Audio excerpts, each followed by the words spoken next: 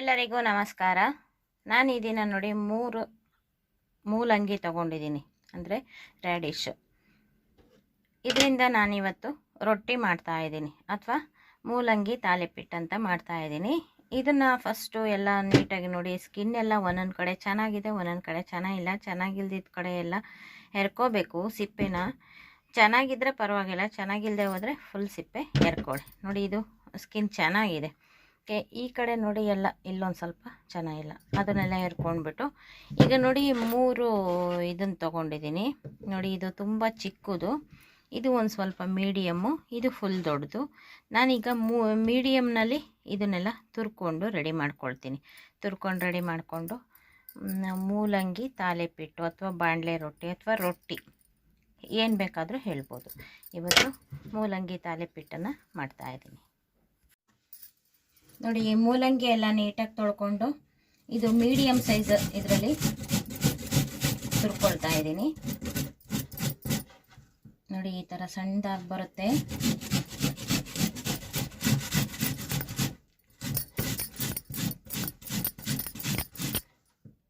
ನೋಡಿ, ಈ ಥರ ತುರಿ ಎಲ್ಲ ತುರ್ಕೊಂಡು ರೆಡಿ ಮಾಡ್ಕೊಳ್ತೀನಿ. ಫಸ್ಟು ಮೂಲಂಗಿ ಫೈನ್ ಆಗಿದೆ ನೋಡಿ, ಎಷ್ಟು ರಸಭರಿತವಾಗಿದೆ ಮತ್ತು ವೈಟ್ಗಿದೆ, ಯಾವುದು ಇದಿಲ್ಲ. ಎಷ್ಟು ಅವಶ್ಯಕತೆ ಇದೆಯೋ ಅಷ್ಟು ಸಿಪ್ಪೆ ಎರ್ಕೊಂಡಿದ್ದೀನಿ ನಾನು. ಮಿಕ್ಕಿದ್ದೆಲ್ಲ ಹಾಗೆ ಇದೆ, ಸಿಪ್ಪೆ ಸ್ಕಿನ್ ತುಂಬ ಚೆನ್ನಾಗಿದೆ ಇದರಲ್ಲಿ, ಅದಕ್ಕೆ ಹಾಗೆ ಬಿಟ್ಟಿದ್ದೀನಿ. ತೀರಾ ಕಪ್ಪುಗಾಗಿ ಸ್ವಲ್ಪ ಬಲ್ತಿದ್ರೆ ಚೆನ್ನಾಗಿರಲ್ಲ ಮೂಲಂಗಿ. ಕಪ್ಪುಗಾಗಿದ್ದರೆ ಅದನ್ನು ಕ್ಲೀನಾಗಿ ತೆಕ್ಕೊಂಡು ಈ ರೀತಿ ಸಣ್ಣದಾಗಿ ತುರ್ಕೊಂಡು ರೆಡಿ ಮಾಡ್ಕೋಬೇಕು ಫಸ್ಟು. ನೋಡಿ, ಒಂದು ಮೂಲಂಗಿನ ತುರ್ಕೊಂಡಿದ್ದೀನಿ, ತುಂಬ ರಸಭರಿತವಾಗಿದೆ. ಇದರಲ್ಲಿ ಒಂದು 4 ತಾಲಿಪಿಟ್ಟನ್ನು ಮಾಡ್ಬೋದು. ಹಿಟ್ಟು ಎಷ್ಟು ತಗೋಬೇಕು ಅಂತ ಹೇಳ್ತೀನಿ. ತುಂಬ ಜನ ಇದ್ದರೆ ಅಷ್ಟು ಬೇಕಾದರೂ ತುರ್ಕೋಬೋದು. ಇದರಲ್ಲಿ ಒಂದು 4 ತಾಲಿಪಿಟ್ಟು ಆಗುತ್ತೆ. ಈಗ ಮಿಕ್ಕಿದ ಇಂಗ್ರೀಡಿಯೆಂಟ್ಸನ್ನು ನೋಡೋಣ. ನೋಡಿ, ಅಷ್ಟು ಇದಕ್ಕೆ ನಾನು ಈ ಬಟ್ಲಲ್ಲಿ 2 ಬಟ್ಲು ಹಿಟ್ಟನ್ನು ತಗೊಳ್ತಾ ಇದ್ದೀನಿ.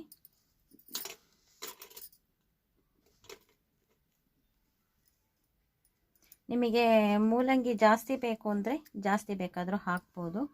ನೋಡಿ, ಇಷ್ಟು ಮೂಲಂಗಿ ತುರಿಗೆ ಇಷ್ಟು ಹಿಟ್ಟನ್ನು ತಗೊಳ್ತಾ ಇದ್ದೀನಿ. ನಾವು ಇದನ್ನು ಒಂದು ಸ್ವಲ್ಪ ಉಕ್ಕರಿಸ್ಕೋಬೇಕಾಗುತ್ತೆ, ರೊಟ್ಟಿ ಮಾಡಲಿಕ್ಕೆ ಉಕ್ಕರಿಸ್ಕೊಳ್ತೀವಲ್ಲ ಹಾಗೆ.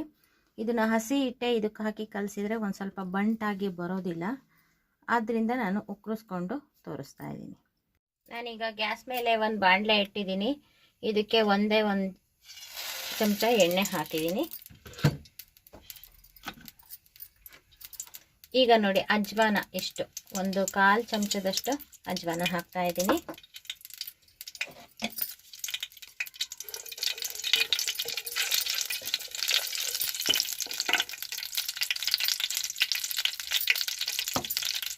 ಒಂದು ಸ್ವಲ್ಪ ಇಂಗನ್ನು ಹಾಕ್ತಾ ಇದ್ದೀನಿ.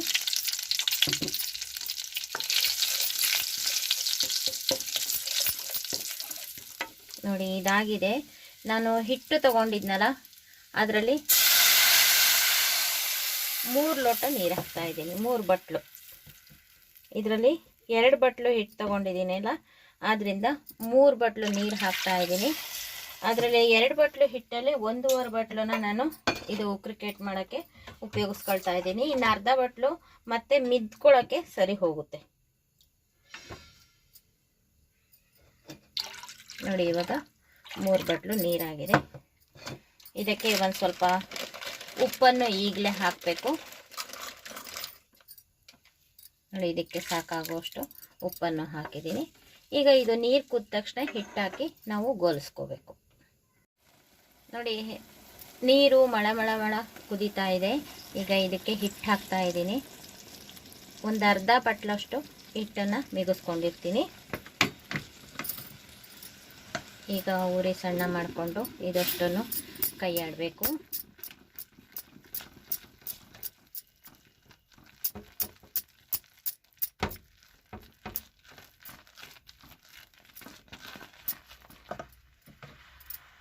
ಈಗ ನೋಡಿ, ಸಾಕಾಗಲಿಲ್ಲ ಅಂತ ಈಗ ಆ ಹಿಟ್ಟನ್ನು ಹಾಕಿದ್ದೀನಿ. ಈಗ ಪೂರ ಹಿಟ್ಟು ಹಾಕಿದ್ದೀನಿ.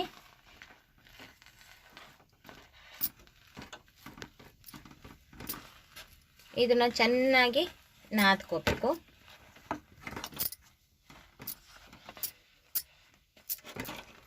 ಈಗ ಇಷ್ಟಾಗಿದೆ. ಇದು ಒಂದು ಸ್ವಲ್ಪ ತಣ್ಣಗಾದರೆ ಚೆನ್ನಾಗಿ ಮಿತ್ಕೊಂಡು ರೆಡಿ ಮಾಡ್ಕೋಬಹುದು. ಇದು ತಣ್ಣಗಾಗಲಿ. ಗ್ಯಾಸ್ ಆಫ್ ಮಾಡಿದ್ದೀನಿ ನೋಡಿ, ಈ ಥರ ಆಗಿದೆ.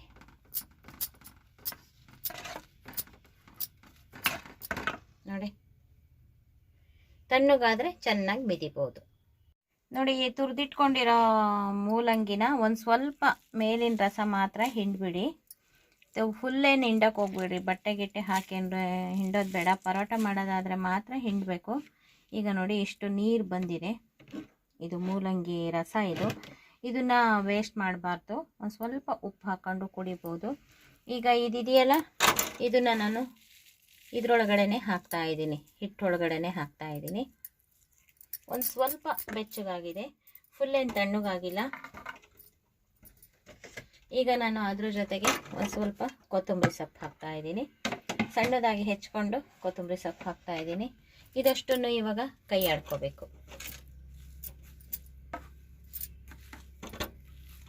ಈಗ ನಾವು ಮಿದಿಯೋಕ್ಕೆ ಬರೋ ಅಷ್ಟು ತಣ್ಣಗಾಗಿದ್ರೆ ಫುಲ್ಲು ಹಿಟ್ಟನ್ನು ಮಿದ್ಕೋಬೋದು.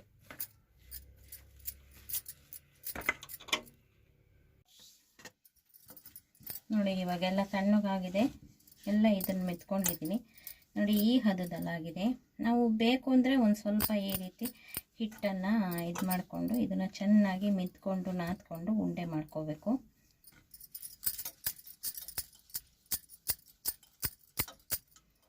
ನೋಡಿ, ಈ ರೀತಿ ಆಗುತ್ತೆ. ನಾವು ಇದನ್ನು ಒಬ್ಬಟ್ಟು ತೊಡ್ತೀವಲ್ಲ, ಆ ಥರ ಒಬ್ಬಟ್ಟಿನ ಪೇಪರ್ ಮೇಲಾರು ತೊಟ್ಬೋದು, ಇಲ್ಲ ಹಂಚಿನ ಮೇಲಾರು ತೊಟ್ಬೋದು, ಇಲ್ಲ ಹಿಟ್ಟು ಹಾಕ್ಕೊಂಡು ಒಂದು ಸ್ವಲ್ಪ ಉಜ್ಜಿಬಿಟ್ಟು ರೊಟ್ಟಿ ಥರ ತೊಟ್ಬಿಟ್ಟು ಆಮೇಲೆ ಎಣ್ಣೆ ಹಾಕಿ ಬೇಯಿಸ್ಕೋಬೋದು. ಯಾವ ರೀತಿ ಬೇಕಾದರೂ ಮಾಡ್ಕೋಬೋದು. ನೋಡಿ, ಈ ರೀತಿ ಉಂಡೆ ಆಗುತ್ತೆ. ಈಗ ಇದನ್ನು ನಾವು ರೊಟ್ಟಿ ತೊಡ್ತೀವಲ್ಲ, ಅದೇ ಥರನೇ ತೋರಿಸ್ತಾ ಇದ್ದೀನಿ. ಒಂದು ಸ್ವಲ್ಪ ಹಿಟ್ಟು ಹಾಕ್ಕೊಂಡು ಉಜ್ಜಿಬಿಟ್ಟು ಬೇಯಿಸೋದು. ಇವಾಗ ನೋಡಿ, ರೊಟ್ಟಿ ಮಣೆ ಮೇಲಕ್ಕೆ ಒಂದು ಸ್ವಲ್ಪ ಹಿಟ್ಟು ಹಾಕ್ಕೊಂಡ್ಬಿಟ್ಟು ಇದನ್ನು ಒಂದು ಸ್ವಲ್ಪ ಹೀಗೆ ತೊಟ್ಕೊಂಡಾರು ತೊಟ್ಕೊಬೋದು. ದಡ ಕಟ್ಕೊಂಡ್ಬಿಟ್ಟು ಒಂದು ಸ್ವಲ್ಪ ಲಟ್ಟಣಿಗೆನಲ್ಲಿ ಉಜ್ಜಿ ರೆಡಿ ಮಾಡ್ಕೋಬೋದು. ಮತ್ತು ನಮಗೆ ಹಿಟ್ಟೇನಾದರೂ ಬೇಕಾಯಿತು, ಅಂಟ್ಕೊಳ್ತು ಅಂತಂದರೆ ಮತ್ತೆ ಹಿಟ್ಟು ಹಾಕ್ಕೊಂಡು ಉಜ್ಜಿ ರೆಡಿ ಮಾಡ್ಕೋಬೇಕು. ಇಲ್ಲ ಡೈರೆಕ್ಟು ಬಾಂಡ್ಲಿ ರೊಟ್ಟಿ ಮಾಡ್ತೀವಲ್ಲ, ಆ ಥರ ಅದರಲ್ಲಿ ತೊಟ್ಬೋದು. ಇಲ್ಲ ಈ ಥರ ಉಜ್ಜಿದ್ರೆ ಅಂಟ್ಕೊಳ್ಳೋದು ಇಲ್ಲ, ಏನೂ ಇಲ್ಲ, ತುಂಬ ಚೆನ್ನಾಗಿ ಬರುತ್ತೆ. ಸ್ವಲ್ಪ ದಡ ಕಟ್ಕೊಂಡು ನೀಟಾಗಿ ಇದು ಮಾಡಿದರೆ ರೌಂಡು ಕ್ಲೀನಾಗೋ ಬರುತ್ತೆ.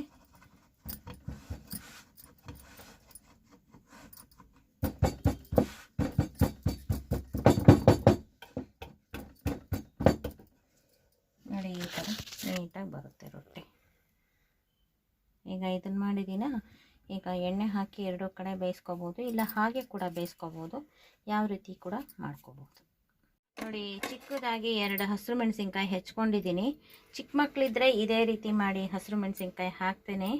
ಆಮೇಲೆ ಹಸಿರು ಮೆಣಸಿನ್ಕಾಯಿ ಹಾಕಿ ದೊಡ್ಡವರಿಗೆ ಖಾರ ಆಗುತ್ತೆ, ಯಾಕೆಂದರೆ ಇದರಲ್ಲಿ ಸಣ್ಣ ಸಣ್ಣದು ಮೆಣಸಿನ್ಕಾಯಿ ಎಲ್ಲ ತೆಗೆದು ತಿನ್ನೋಕ್ಕಾಗಲ್ಲ. ದೊಡ್ಡವರಾದರೆ ಹಾಗೆ ತಿನ್ಬೋದು. ಇದನ್ನು ಚಿಕ್ಕ ಮಕ್ಕಳಿದ್ರೆ ಹೀಗೆ ಮಾಡಿ ಆನಂತರ ಹಸಿರು ಮೆಣಸಿನ್ಕಾಯಿ ಹಾಕ್ಕೊಂಡು, ಈಗ ಹಿಟ್ಟಿಗೆ ಹಸಿರು ಮೆಣಸಿನ್ಕಾಯಿ ಹಾಕ್ಕೊಂಡು ಮಿದ್ಕೊಳ್ತಾ ಇದ್ದೀನಿ. ಈಗ ನೋಡಿ, ಹೆಂಚು ಕಾದಿದೆ. ಈಗ ಹಾಕ್ತಾ ಇದ್ದೀನಿ. ಹಾಗೆ ಕೂಡ ಸುಟ್ಕೋಬೋದು ಇದನ್ನು, ಇಲ್ಲಾಂದರೆ ಒಂದು ಸ್ವಲ್ಪ ಎಣ್ಣೆ ಹಾಕಿ ಕೂಡ ಸುಡ್ಬೋದು. ನಾನು ಒಂದು ಸ್ವಲ್ಪ ಎಣ್ಣೆ ಕೂಡ ಹಾಕ್ತಾ ಇದ್ದೀನಿ. ಹಿಟ್ಟಾಗಿ ಕುದ್ದಿರೋದ್ರಿಂದ ಇದು ನೀರು ಹಚ್ಚದೆ ಹೋದರೆ ಬಿಳಿ ಬಿಳಿಗಾಗುತ್ತೆ. ಅದಕ್ಕೆ ಒಂದು ಸ್ವಲ್ಪ ಎಣ್ಣೆನೇ ಹಚ್ಚಿಬಿಟ್ಟು ಎರಡೂ ಕಡೆ ಸುಡ್ತಾ ಇದ್ದೀನಿ ಅಥವಾ ಬೇಯಿಸ್ತಾ ಇದ್ದೀನಿ.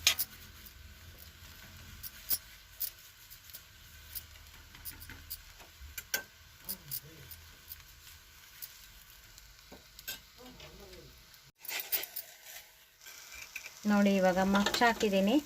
ಈ ಕಡೆಗೂ ಒಂದು ಸ್ವಲ್ಪ ಎಣ್ಣೆ ಸವರ್ಬಿಡ್ತೀನಿ.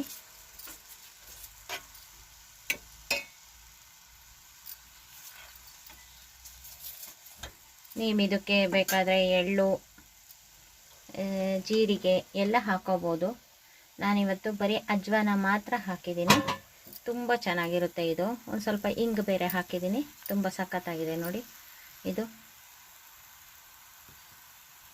ಸರುಗಿಸಿದ್ರೆ ಆಡುತ್ತೆ.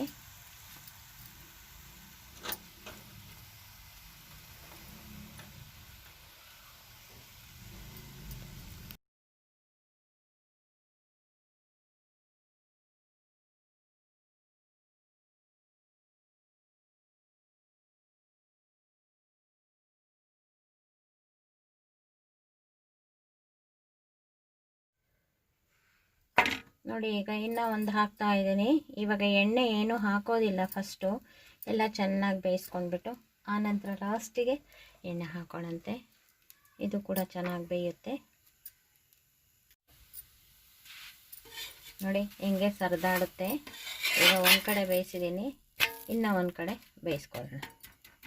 ಇದು ಎಲ್ಲ ಫುಲ್ಲು ಮುಕ್ಕಾಲು ವಾಸಿ ಬೆಂದಾದಮೇಲೆ ಎಣ್ಣೆ ಹಾಕಿದರೆ ಚೆನ್ನಾಗಿ ಉಬ್ಬಿ ಕೂಡ ಬರುತ್ತೆ. ನೋಡಿ ಉಬ್ಬಿ ಕೂಡ ಬರ್ತಾ ಇದೆ, ತುಂಬ ಚೆನ್ನಾಗಿ ಬರುತ್ತೆ.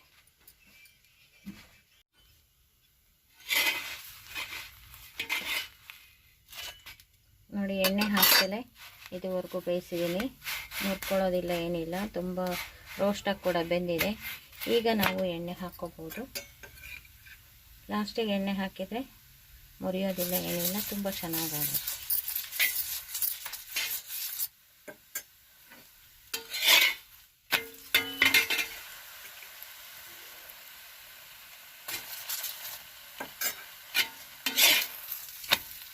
ನೋಡಿ ಎಷ್ಟು ಚೆನ್ನಾಗಾಯಿತು.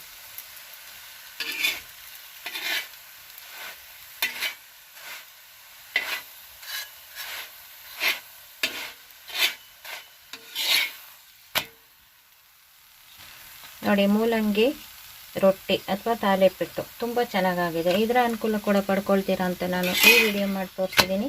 ಈ ವಿಡಿಯೋ ನಿಮಗೂ ಇಷ್ಟ ಆಗಿದ್ದರೆ ಲೈಕ್ ಮಾಡಿ, ಶೇರ್ ಮಾಡಿ ಮತ್ತು ನಮ್ಮ ಚಾನಲ್ಗೆ ಇದುವರೆಗೂ ಸಬ್ಸ್ಕ್ರೈಬ್ ಆಗಿಲ್ಲ ಅಂದರೆ ಈ ಕ್ಷಣದಿಂದ ಸಬ್ಸ್ಕ್ರೈಬ್ ಆದರೆ ನಿಮ್ಮ ದಿನನಿತ್ಯದ ಅನುಕೂಲಕ್ಕೆ ಬರುವಂತಹ ವಿಡಿಯೋಗಳನ್ನೇ ನಾನು ಮಾಡ್ತಾ ಇರ್ತೀನಿ. Thank you for watching.